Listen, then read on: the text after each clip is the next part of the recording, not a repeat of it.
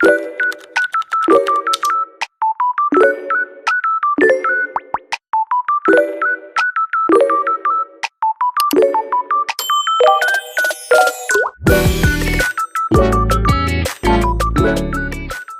you ever wondered how people go from having a bunch of random pets to owning pets like a turtle, kangaroo, elephant, cow, or other mid-tier pets?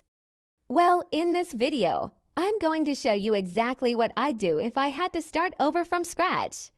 It's not going to happen overnight, but if you're patient and keep making smart trades, you'll get there eventually. Wait, but before we start, I just wanted to say thank you guys so much for all the support on my how to get your first high-tier pet video. I seriously wasn't expecting it to do that well, so thank you all so much. If you haven't watched it yet, definitely go check it out after this video because once you've got your first mid-tier pet, that guide will help you work towards your first high-tier. And with that, let's get started. The first step is to grow your inventory. I know it sounds obvious, but you'd be surprised how many people try to trade up with barely anything in their inventory. If you're just starting out, hatch eggs, age up your pets, do your daily tasks, and play every update. Just try to collect as many pets as possible. Don't underestimate random pets. Even if a pet doesn't seem valuable, someone out there might be looking for it to make a neon or complete their journal. You never really know what another player needs, so it's always good to have a variety of pets. One thing I definitely recommend, and I mentioned this in my how to get your first high-tier pet video as well, is trading apples from the supermarket for pets. What I'd usually do is buy around 100 apples, then head into a trading server and trade them for random pets. You'd be surprised how many people are willing to trade common or uncommon pets for them. It might not seem like much at first, but those random pets slowly add up. Some can be made into neons, some can be upgraded, and some might even get overpays if someone happens to be looking for them. The goal here isn't to get rich overnight. It's just to build yourself a solid inventory so you actually have things to trade with. Next, step 2. Once you've built up your inventory, don't just keep collecting random pets forever. Start upgrading them into pets that people actually want. One thing I always look at isn't just value, it's demand. I'd rather have a pet that's worth a tiny bit less, but gets loads of offers than a pet that's technically worth more but nobody wants. Good demand pets are much easier to trade, which means it's easier to keep upgrading your inventory. So before accepting a trade, don't just ask yourself, is this a win? Also ask yourself, will I actually be able to trade this again? Step 3. Make the right neons. Not every pet is worth making into a neon. One mistake I see a lot of people make is turning hard-to-trade pets into neons. Just because it's a neon doesn't automatically mean people are going to want it. I don't mean to offend anyone, but this is just my point of view. In my opinion, spending time on hard-to-trade pets are a waste. Why not spend it on something that people actually want? So instead, I'd focus on making high-demand, preppy, cute, or exotic pets into neons. Some good examples are pets like the Mexican wolf, gecko, or puffer fish. They're all pets that people generally like collecting, so their neon versions usually get much better offers.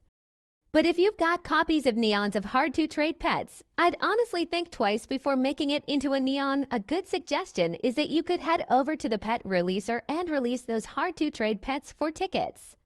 You can then use those tickets to buy crystal eggs, and if you're lucky, you might even hatch a legendary pet that's much easier to trade. So don't just make every pet into a neon. Make the ones that people actually want.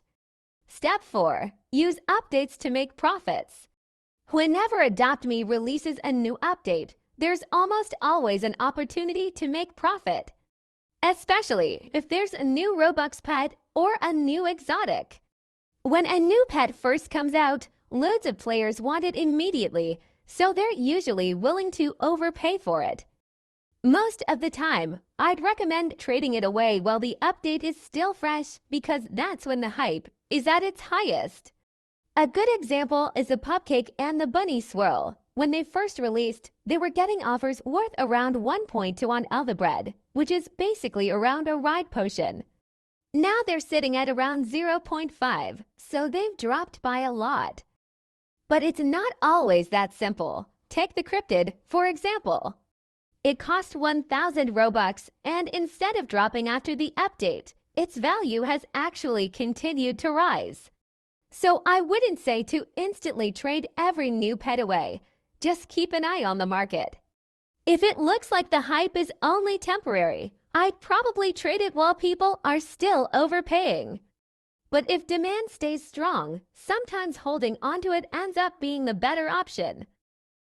Step 5. Set goals and upgrade. Now it's time to set yourself small goals. Don't just tell yourself, I want a turtle. Break it down into smaller steps.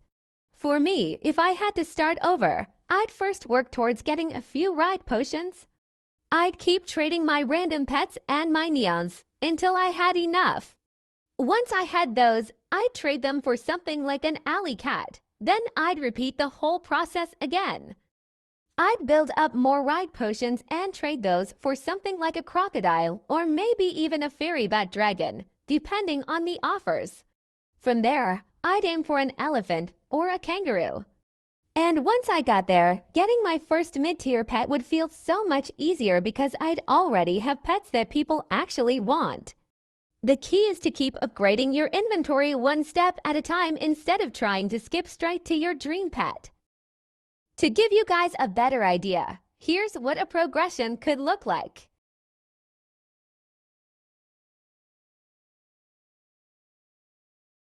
Obviously, everyone's inventory is different, so yours might not look exactly the same, but the idea is to keep upgrading little by little. Don't worry if your journey looks a little different. As long as you're making small upgrades and moving towards your next goal, you're making progress. And that's exactly how I'd work towards my first mid-tier pet if I had to start over today. Hopefully this video helped you out and gave you a better idea of what to aim for instead of just randomly trading and hoping for the best. If it did, make sure to leave a like and subscribe. It really helps out the channel.